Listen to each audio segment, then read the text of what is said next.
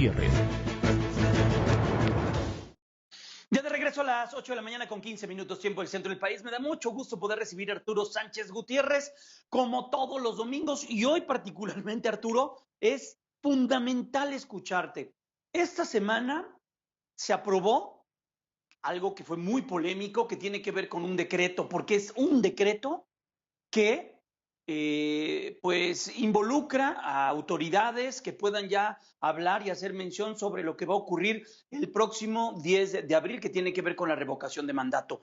En el momento en el que ya se encuentra el proceso, Arturo, es como si alguien en un partido de fútbol a la mitad del segundo tiempo le dijeran, oigan, pues ya los delanteros pueden agarrar la bola con la mano y pueden utilizar su mano, además del pie, para poder jugar, seguir jugando fútbol. Así que pito y seguimos con este juego, con los delanteros utilizando sus manos. Algo así de absurdo ocurrió, Arturo. Y me da esa sensación de que nuevamente se están confrontando de manera muy, muy importante los poderes, en este caso el Ejecutivo, el Legislativo, con el Instituto Nacional Electoral.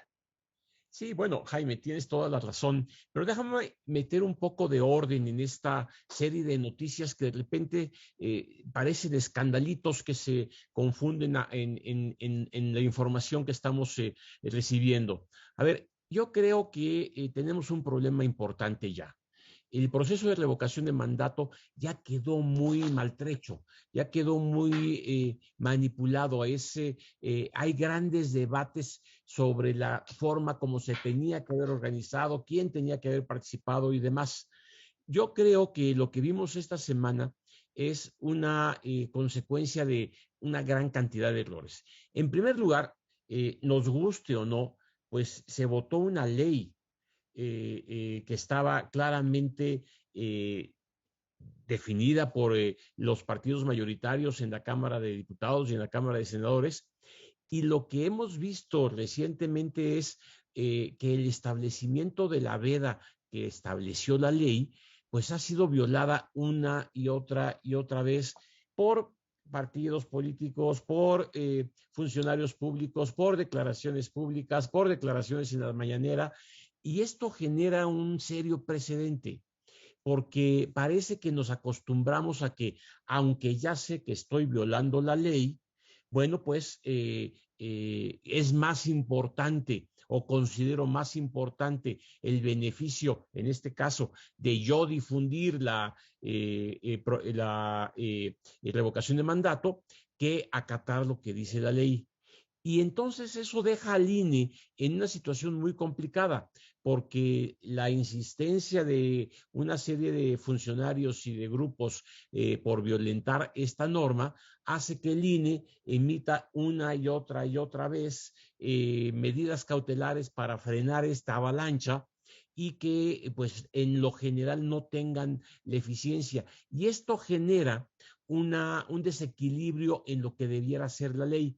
Ahora, ¿por qué me preocupa que sea un precedente?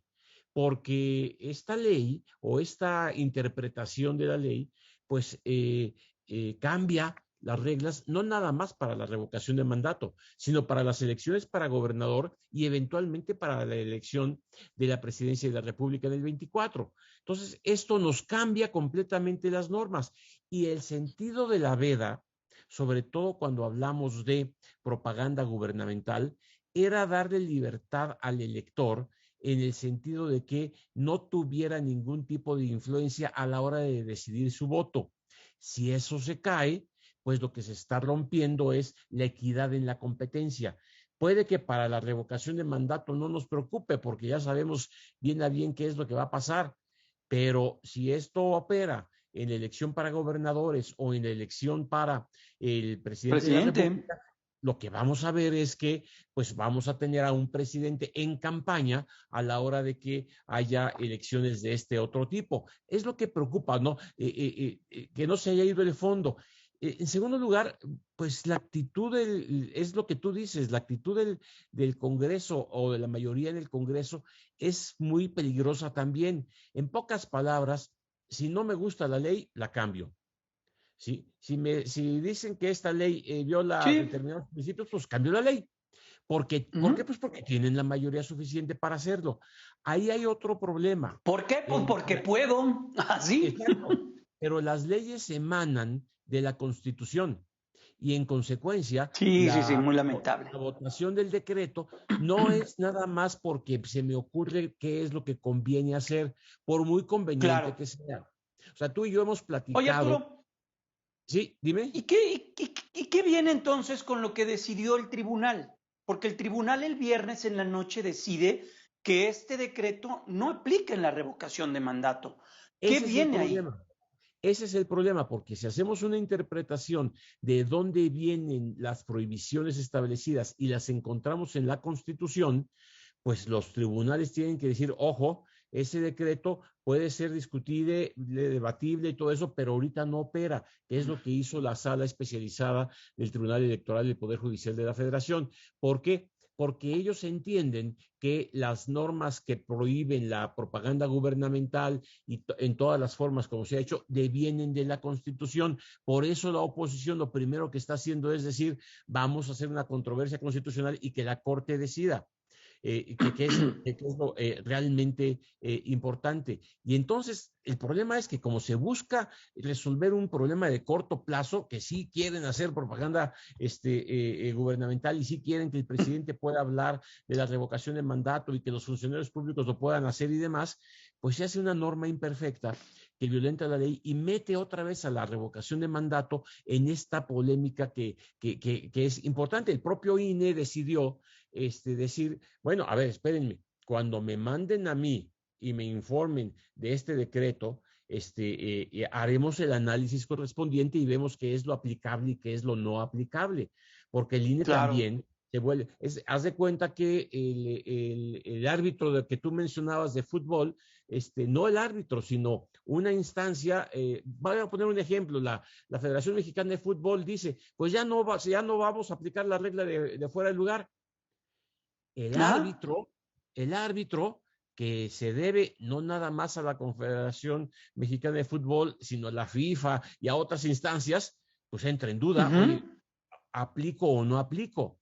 Porque esto Claro. violenta lo que se hace. Y ese es el problema que tienen las autoridades electorales ante un decreto de este tipo. Y es lo que genera. El problema sigue siendo que estas normas devienen de la Constitución misma.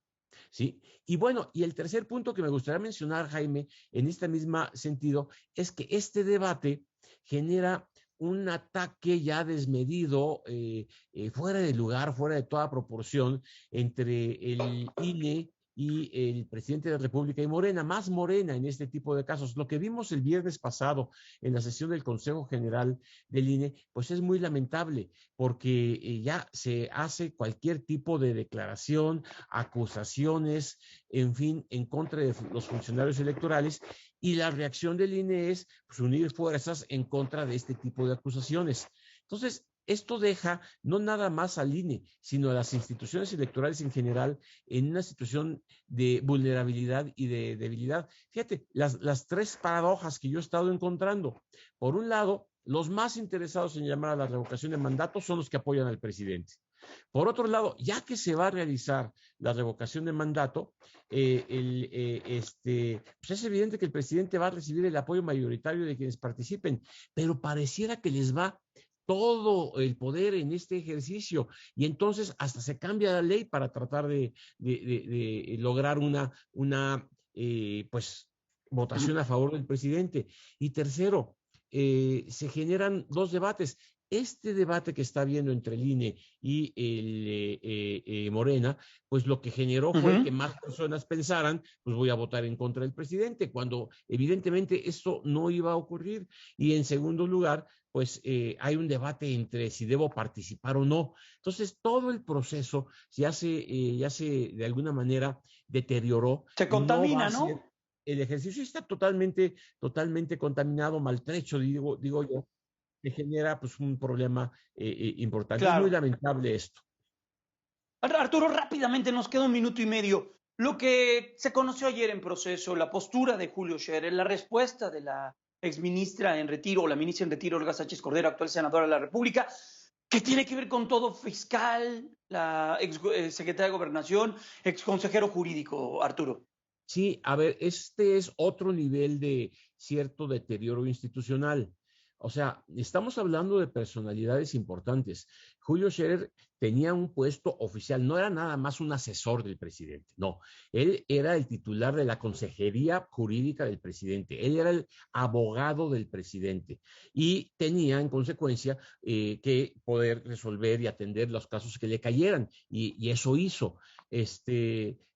Pero como no necesariamente lo que jurídicamente hace el presidente está de acuerdo con otros funcionarios, en este caso la exsecretaria de Gobernación, Olga Sánchez Cordero, o el fiscal general de la República, Gertz Manero, esto genera, bueno, pues una serie de situaciones que debieran resolverse jurídicamente y que no debieran pasar de ahí. Es un conflicto en casa. Y sin embargo, lo que estamos viendo es que se sale completamente de esas normas y se hace un problema casi personal. Por eso la respuesta de Sánchez Cordero y por eso la actitud de Gertz Manero. Entonces se vuelve otra vez un deterioro de las formas jurídicas, como deben resolverse las controversias que se pueden dar sin duda, sin ningún problema, al interior del equipo Claro. presidencial. Muy lamentable también. Pues Arturo, gracias, te abrazo, te deseo extraordinario fin de semana, cuídate mucho y vamos a estar en contacto contigo y atendiendo lo que ocurra en la arena. Pues sí, política, toda la vertiente electoral. Abrazo, excelente fin de Totalmente. semana. Abrazo, mi querido Jaime, saludos a todo tu auditorio. Gracias, Arturo Sánchez Gutiérrez, investigador de la Escuela de Ciencias Sociales y Gobierno del TEC. Estás abriendo